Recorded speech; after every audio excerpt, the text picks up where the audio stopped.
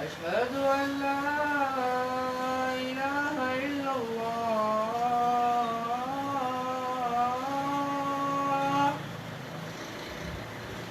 أشهد أن محمدا رسول الله.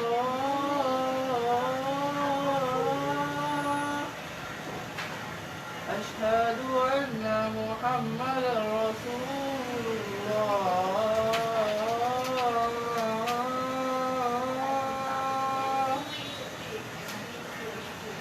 حي على الصلاة. حي على الصلاة.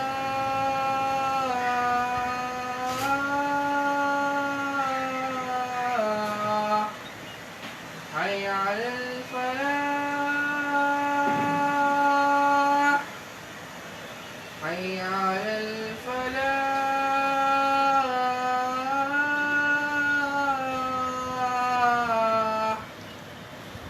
الله أكبر الله أكبر. لا إله إلا الله.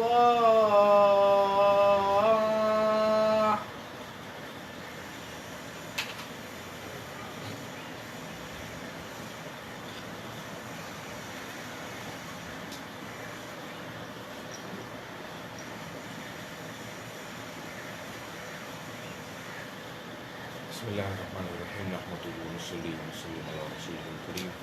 أما بعد فأعوذ بالله من الشيطان الرجيم بسم الله الرحمن الرحيم يا أيها الذين آمنوا كتب عليكم الصيام كما كتب على الذين یہ سورۃ البقرہ ہے جو قرآن کریم کی دوسری سورت ہے، اور قرآن کریم میں جو روزے کے بارے میں احکامات اور جو گفتگو ہوئی ہے وہ اسی مقام پر ہوئی ہے۔ آیت نمبر سے لے کر آیت نمبر 187 تک، یعنی تقریباً جو ہے یہ 4-5 آیات ہیں جس کے اندر اللہ تعالیٰ نے یہ بات فرمائی ہے، اور بات اس طرح شروع کی ہے کہ مومنوں تم پر روزے فرض کیے گئے ہیں جس طرح تم سے پہلے لوگوں پر فرض کیے گئے تھے تاکہ تم پرہیزگار بنو۔ یہاں اللہ تعالیٰ نے روزے جو فرض کیے اس کی حکمت بھی بتا دی، اس کی وجہ بھی بتا دی کہ تم پرہیزگار بنو۔ اور لوگ یہ سمجھتے ہیں کہ اللہ تعالیٰ نے جتنے احکامات دیے ہیں اس کے پیچھے کوئی وجہ نہیں ہے، اور اللہ تعالیٰ کا حکم ہے کہ ایسی بات نہیں ہے۔ ہم جب بھی قرآن کریم کو مطالعہ کرتے ہیں تو اس نے ہر عبادت کا ایک نہ ایک مقصد بیان کیا، اور روزے کا مقصد پرہیزگاری بیان کیا، نماز کا مقصد اللہ کی یاد کو بیان کیا، اقیم الصلاۃ لذکری سورہ طٰہٰ کے اندر، زکوٰۃ کا بیان کیا کہ یہ اس لیے ہے کہ تمہارے نفس کی کو پاکیزگی حاصل ہو، اور حج کا مقصد یہ بیان کیا کہ تم اپنی آنکھوں سے شاعر اسلام کو دیکھو اپنی آنکھوں سے۔ تو یہ 4 چیزوں کے بارے میں اللہ تعالیٰ نے جو کہ پلرز آف اسلام ہیں، ستون اسلام ہیں، اس کے بارے میں بات بیان کر دی کہ یہ ہم نے کسی وجہ سے تم پر فرض کیے گئے ہیں، لہذا جس عبادت کو جو مقصد ہے وہ پیش نظر رہنا چاہیے کہ ہم نے تم پر روزے فرض کیے گئے ہیں کہ تاکہ تم پرہیزگار بنو۔ اب یہاں پر جو ہے صرف روزوں کی فرضیت کی بات ہو رہی ہے، اور یہ نہیں بتایا جا رہا کہ رمضان کے روزے ہیں یا ویسے روزے ہیں۔ تو رمضان کے روزوں سے پہلے جو ہے وہ ایام 20 کے روزے بعض علماء کے نزدیک جو ہیں وہ فرض سے، یعنی مہینے کے 3 روزے، جب چاند جو ہے نا وہ پورے اپنے آب و تاب کے ساتھ چمک رہا ہوتا ہے۔ تو یہ آیت جو ہے وہ رمضان کے روزوں سے پہلے کی آیت ہے، اور اس کا روزوں کا مقصد بھی بیان کر دیا کہ تاکہ تم پرہیزگار بنو۔ پرہیزگاری کیا ہے؟ یعنی اللہ کی محبت پیدا ہو، جس سے ہمارے اندر اس کے احکامات، اس کے اوامر، اس کے نواہی، اس کے ڈوز اینڈ اس کے ڈونٹس سے بچنے کی، اس کے احکامات پر عمل کرنے کا پوٹینشیل پیدا ہو اور طاقت پیدا ہو کہ کوئی ذات ہے جو ہمیں ہر وقت واچ کر رہی ہے اور ہمارے خیالوں کو بھی جانتی ہے اور ہمارے وساوس کو بھی جانتی ہے، لہٰذا اس کا دھیان نصیب ہو جائے، یعنی انسان جو ہے وہ مور کانشیس ہو جائے اللہ کے متعلق اباؤٹ دا گاڈ۔ تو یہ ہے روزے کا مقصد، اور یہ جب انسان کے اندر یہ محبت پیدا ہو جائے گی خدا کے لیے، تو پھر اللہ تعالیٰ کی طرف سے بہت سے انعامات ہیں۔ جیسے قرآن کریم میں بھی اللہ تعالیٰ نے فرمایا کہ جو میرے ہاتھ میں کتاب ہے یہ ہدایت تو ہے مگر ان لوگوں کے لیے جو تقوی والے ہیں، پڑھتے ہیں۔ اگر ہدایت ان کو نہیں ملتی، ہدایت صرف ان لوگوں کے لیے ہے کہ جو اللہ سے محبت کرتے ہیں اور جن کے اندر ایک خاص کیفیات پیدا ہو جاتی ہیں، جو احکامات پہ عمل کرتے ہیں، جو کرنے کے کام ہے وہ کرتے ہیں اور جو رکنے کے کام ہے ان سے بچتے ہیں۔ تو یہ ہے تقوی کی۔ پھر فرمایا کہ ایام معدودات، روزے کی گنتی کے چند روز ہیں،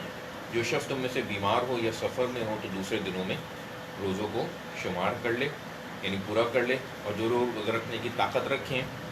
لیکن نہیں رکھیں وہ روزے کے بدلے محتاج کو کھانا کھلا دیں۔ تو یہ بات بیان فرمائی کہ یہ جو 3 روزے تھے ایام 20 کے، یا جو بھی روزے تھے رمضان کے روزوں سے پہلے، اس میں فرما دیا کہ 3 لوگوں کو رخصت ہے، جو مریض ہے اس کو رخصت ہے، جو مسافر ہے اس کو رخصت ہے، اور اگر کوئی رکھنے کی طاقت رکھتا ہے اور نہیں رکھتا تو اس کو بھی رخصت ہے، مگر اس کے لیے یہ کہا کہ تم جو ہے وہ ایک مسکین کو اس کے بدلے کھانا کھلا دو، یعنی فدیہ ادا کر دو، اور جو کوئی شوق سے نیکی کرے تو اس کے حق میں زیادہ اچھا ہے۔ مگر ساتھ ساتھ یہ بھی بتا دیا کہ تم ان حالات کے اندر ہو تو اگر شوق سے نیکی کرو گے ان عذر کے باوجود بھی تو یہ تمہارے حق میں زیادہ اچھا ہے، کیونکہ یہ ایک تربیت کا پروسیس ہوتا ہے جن سے انسان گزرتا ہے، مختلف کیفیات سے گزرتا ہے، خدا کا احساس اس کے دل کے اندر پڑتا ہے۔ تو فرما دیا کہ تمہارے لیے زیادہ اچھا ہے اگر تم یہ شوق سے نیکی کرو، اور اگر سمجھو تو روزہ رکھنا ہی تمہارے حق میں بہتر ہے۔ یہاں بہت واضح طور پہ پہلے ہر نیکی کے بارے میں کہا کہ شوق سے کرو تو بہتر ہے، اور پھر اب روزوں کے بارے میں اسپیسیفکلی بتا دیا کہ اگر روزہ رکھو تو تمہارے لیے بہتر ہے۔ آگے فرمایا کہ شہر رمضان الذی انزل فیہ القرآن، روزوں کا مہینہ رمضان کا مہینہ ہے جس میں قرآن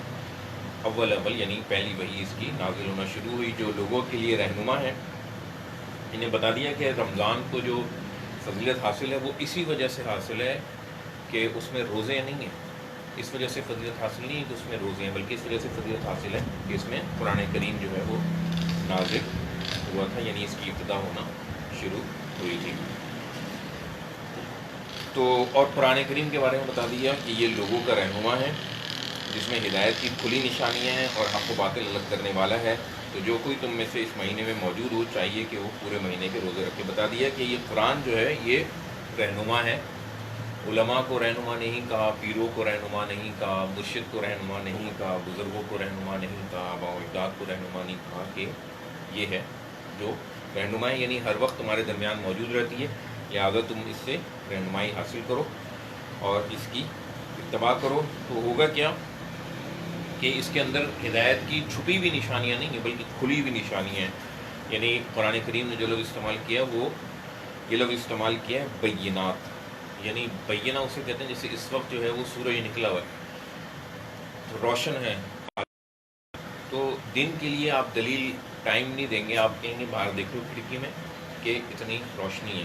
تو ایک واضح نشانی ہے دن کے ہونے کی، یعنی سورج نکلا ہوا ہے۔ تو ہدایت کی واضح نشانیاں ہیں اس کے اندر، یعنی کوئی اس کے اندر راکٹ سائنس نہیں ہے، چھپی ہوئی نہیں ہے، کوئی اسرار و رموز نہیں ہے، بلکہ واضح نشانی ہے، اور والفرقان یہ فرق کرنے والی ہے حق اور باطل کے درمیان۔ تو اب فرمایا جا رہا ہے کہ تم میں سے کوئی اس مہینے کو پائے تو اس کو چاہیے کہ روزہ رکھے۔ اب یہاں پہ رمضان کے روزوں کی فرضیت ہو رہی ہے، اور پھر فرما دیا کہ تم میں اگر کوئی مریض ہے یا سفر میں ہے تو بعد میں دنوں کو پورا کرے۔ اب یہاں پہ جو پہلے والے روزوں کے لیے رخصت دی گئی تھی، ایک جو ہے وہ گریس دیا گیا تھا، مارجن دیا گیا تھا کہ ایک فدیہ دے دو تب بھی کام چل جائے گا۔ اب یہاں پر فدیے کی بات نہیں کی گئی، بلکہ صرف 2 عذر دیے گئے کہ مریض ہو یا سفر میں ہو تو اپنے دنوں کو پورا کرو۔ اور آگے جو ہے وہ پورے دین کی حکمت اللہ تعالیٰ نے بتا دی کہ وہ اللہ تعالیٰ یہ چاہتا ہے تمہارے لیے آسانیاں، یرید اللہ بکم الیسر ولا یرید بکم العسر، تمہارے لیے تنگی نہیں چاہتا. اب بتا دیا کہ دین کے اندر جو ہے نا وہ جبر نہیں ہے،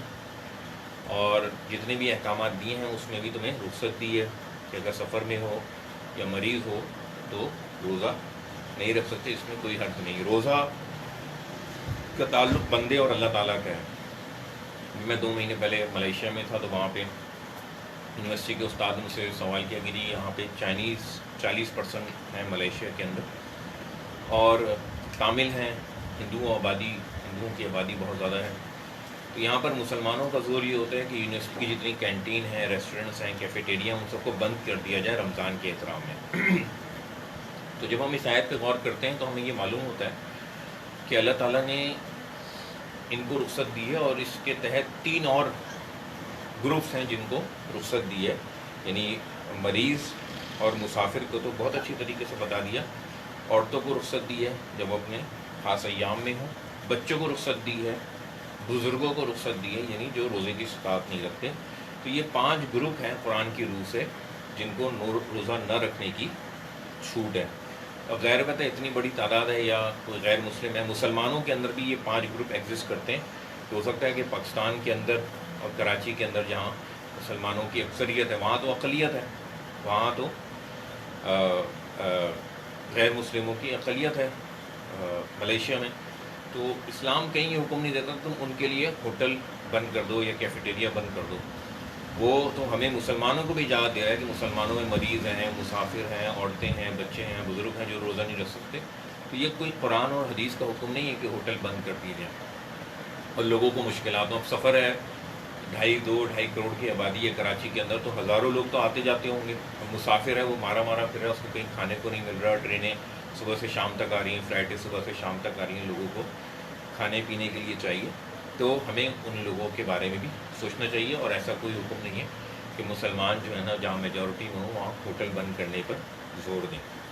پھر فرما دیا کہ اللہ تعالیٰ آسانی چاہتا ہے. یہی بات اس میں بھی ہے کہ اللہ تعالیٰ آسانی ہے، ہر ایک کی مرضی ہے، وہ روزہ رکھے نہ رکھے.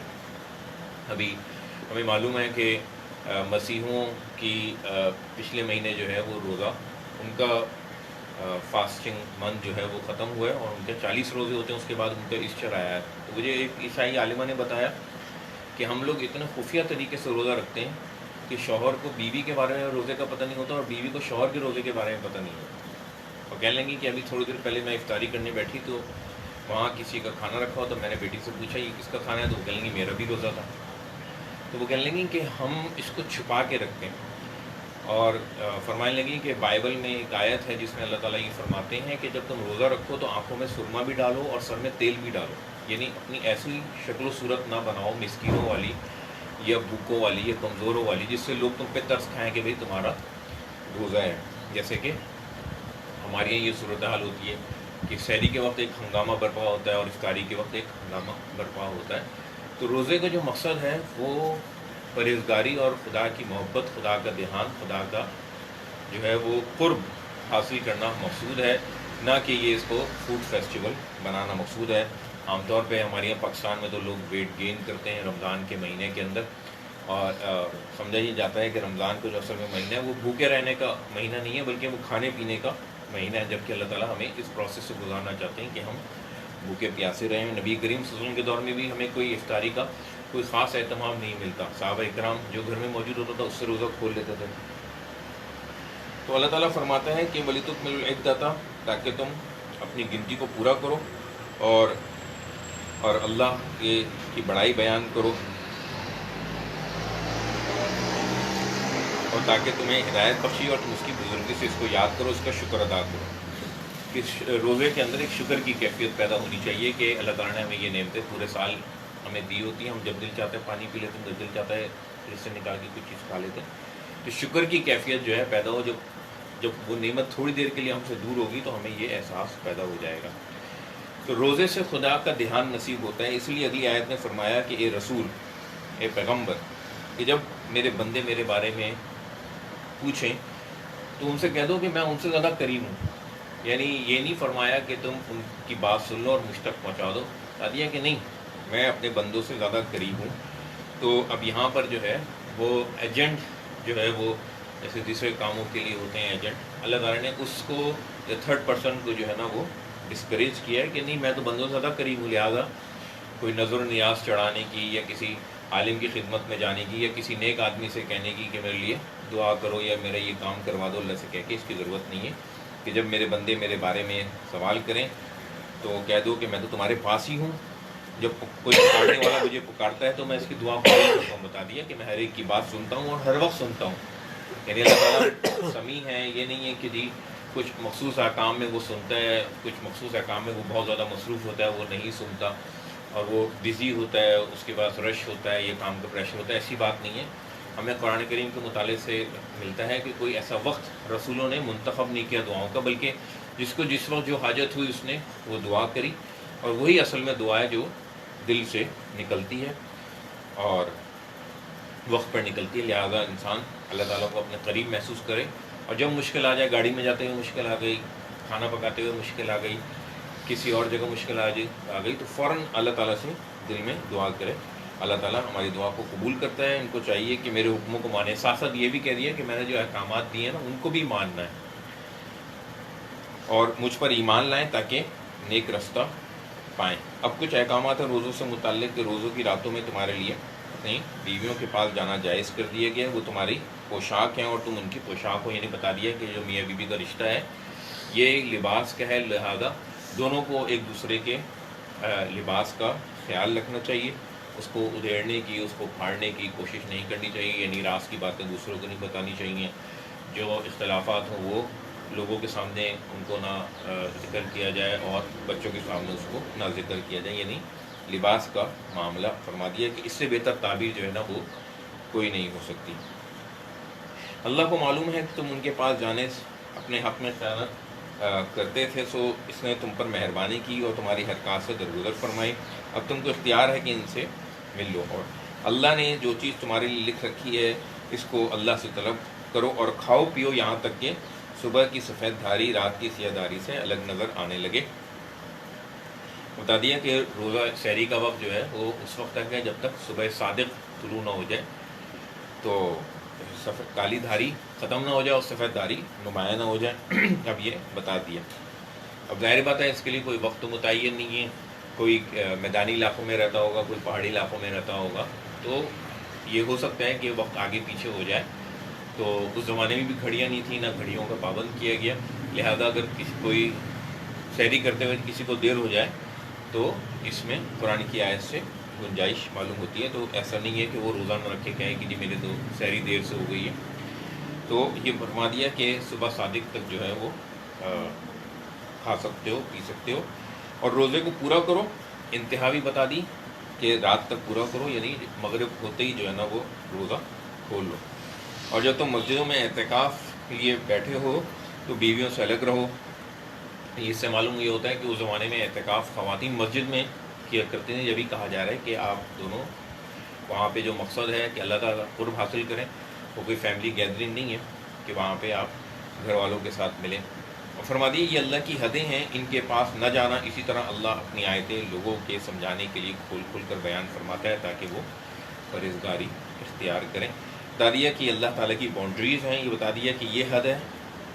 اس کے بعد اس کو پھیلانے کی کوشش نہ کرنا، اس بارڈر لائن کو کراس نہ کرنا، ٹھیک ہے۔ اور یہ آیتیں ہیں اللہ تعالیٰ نے کھول کھول کر بیان کی، یعنی کوئی پوشیدہ احکامات جو ہے نا وہ نہیں بیان کی، جیسے کہ پہلے بتایا گیا تھا کہ اس کے اندر بینات من الہدیٰ، ہدایت کے لیے بہت واضح نشانیاں ہیں، اور وجہ بھی بیان کر دی کہ یہ ساری چیزیں کھول کے اس لیے بیان کی جا رہی ہیں کہ تاکہ تم پرہیزگاری اختیار کرو، اللہ کے بارے میں کانشیس ہو۔ وآخر دعوانا ان الحمد للہ رب العالمین۔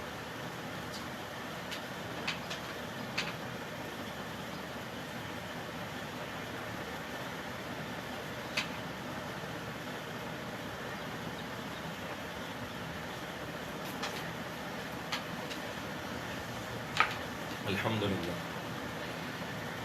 تمام تعریفیں، حمد، ثنا، بڑائی، احسانات اللہ تعالیٰ کے لیے ہیں،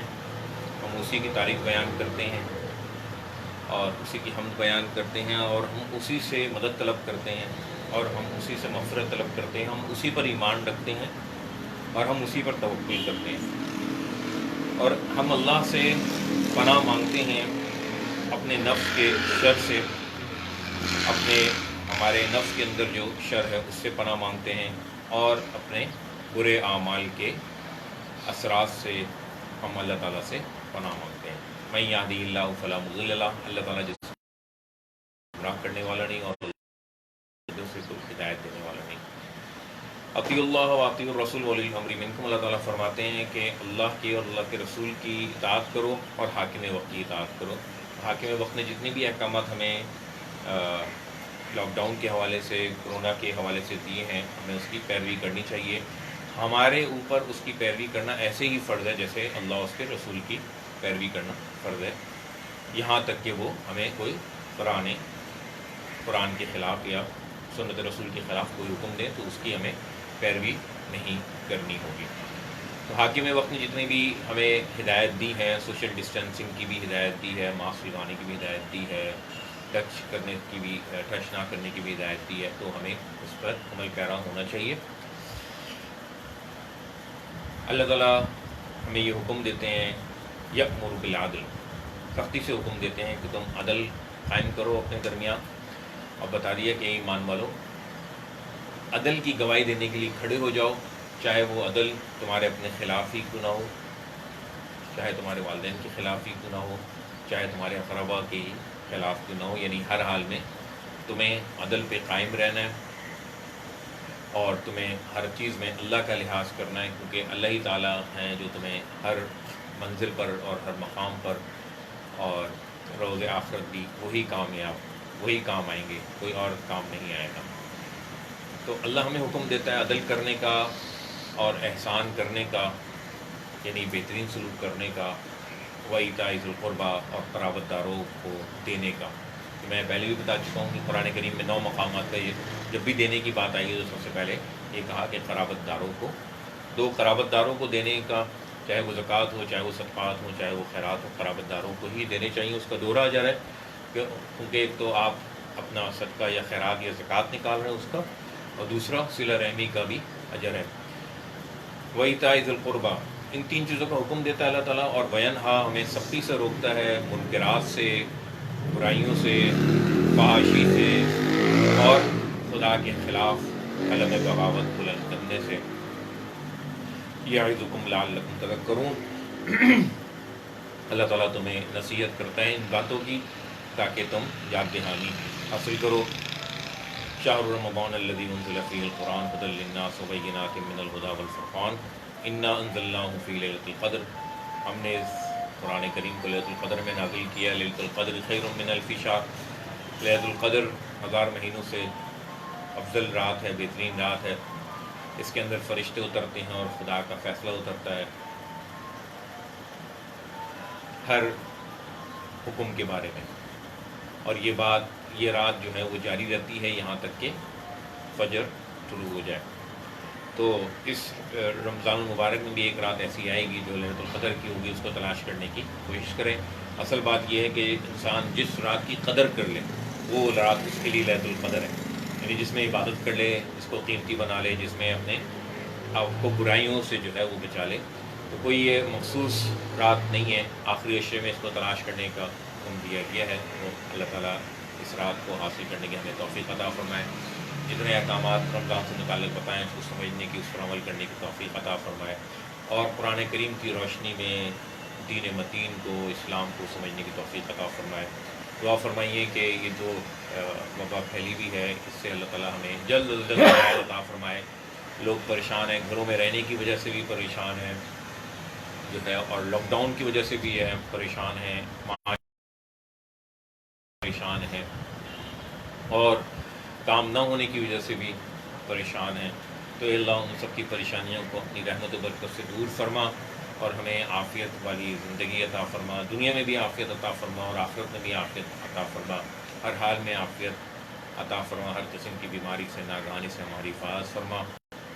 اے اللہ ہماری دعاؤں کو محض اپنے فضل و کرم سے پورا فرما۔ بے شک تو سننے والا اور ہر چیز کا جاننے والا ہے، بے شک تو ہر وقت سننے والا اور ہر چیز کا جاننے والا ہے، اور اے اللہ ہم آپ سے توبہ کرتے ہیں، بے شک آپ توبہ کو قبول کرنے والے اور معاف کرنے والے ہیں۔ وصلی اللہ تعالی علی خیر خلقہ محمد اور ہم درود و سلام بھیجتے ہیں، رحمت کی دعا کرتے ہیں آخری نبی محمد صلی اللہ علیہ وسلم پر اور صحابہ پر اور تمام نیک لوگوں پر برحمتک یا ارحم الراحمین۔ نماز کے لیے صفے بنا لیں فاصلے کے ساتھ۔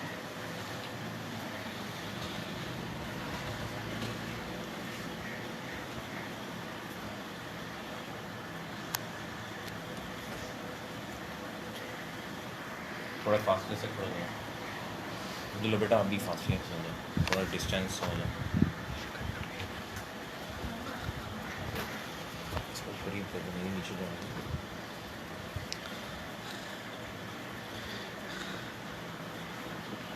صفوں کو سیدھا رکھنے کی کوشش کریں۔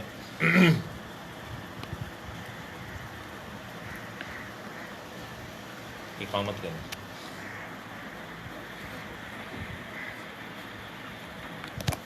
الله أكبر الله أكبر أشهد أن لا إله إلا الله أشهد أن محمدا رسول الله حي على الصلاة حي على الفلاح قد قامت الصلاة قد قامت الصلاة الله أكبر لا إله إلا الله۔ موبائل فون سائلنٹ کر لیجیے اور اس کو وائبریشن سے اٹھا لیجیے۔ اللہ اکبر۔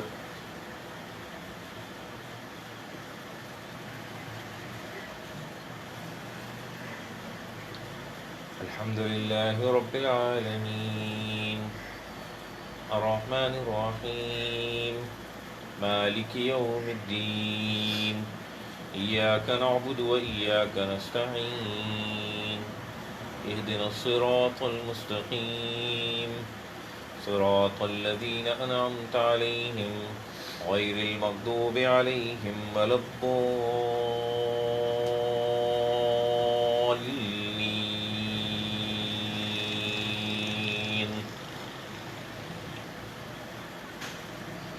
يا أيها الذين آمنوا كتب عليكم الصيام كما كتب على الذين من قبلكم لعلكم تتقون أياما معدودات فمن كان منكم مريضا أو على سفر فعدة من أيام أخر وعلى الذين يطيقونه فدية طعام مسكين فمن تطوع خيرا فهو خير له وأن تصوموا خير لكم إن كنتم تعلمون شهر رمضان الذي أنزل فيه القرآن هدى للناس وبينات من الهدى والفرقان فمن شهد منكم الشهر فليصم ومن كان منكم مريضا أو على سفر فعدة من أيام أخر يريد الله بكم اليسر ولا يريد بكم العسر ولتكملوا العدة ولتكبروا الله على ما هداكم ولعلكم تشكرون الله أكبر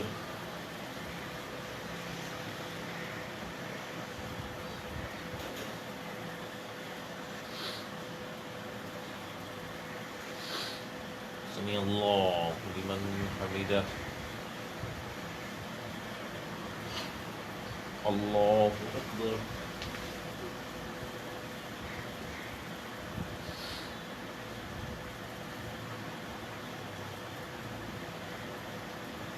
الله أكبر الله أكبر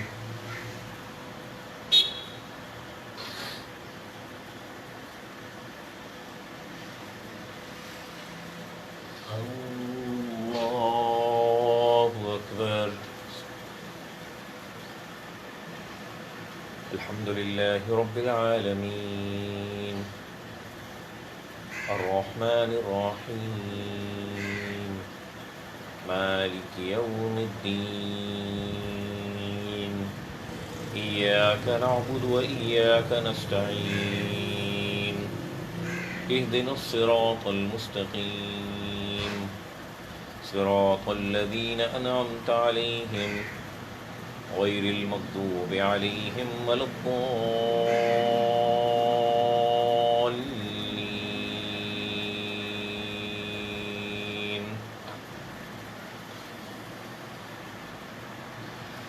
وإذا سألك عبادي عني فإني قريب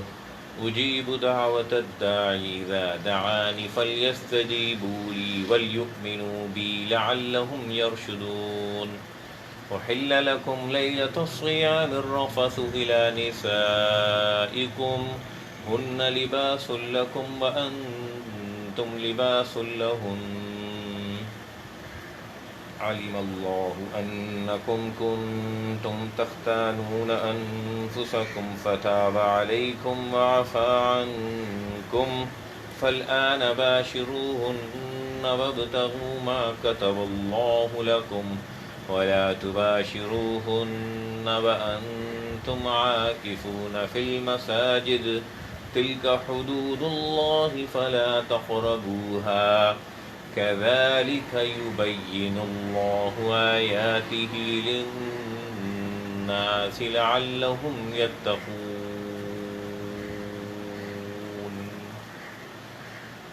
الله أكبر.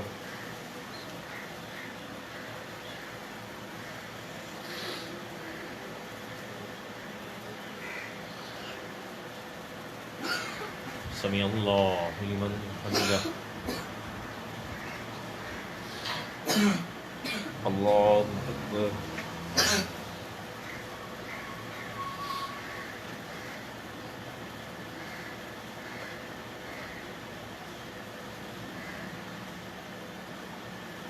الله أكبر. الله أكبر.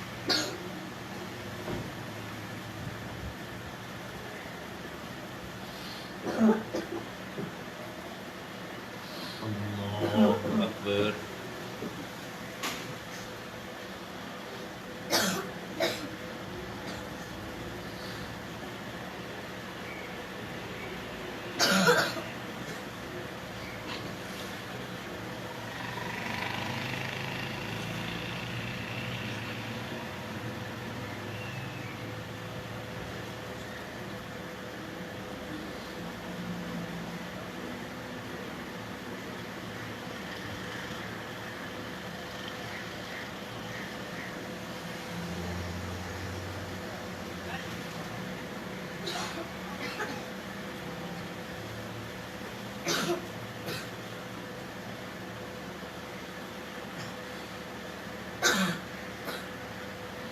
السلام عليكم ورحمة الله.